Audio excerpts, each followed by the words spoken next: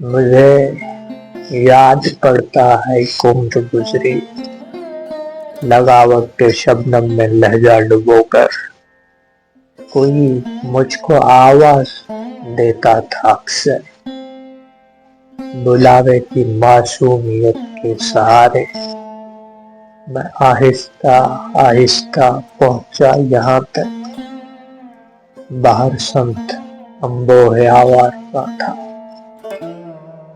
بڑے چاؤ سے میں نے ایک ایک سے پوچھا، کہو کیا تمہی نے پکارا تھا مجھ کو؟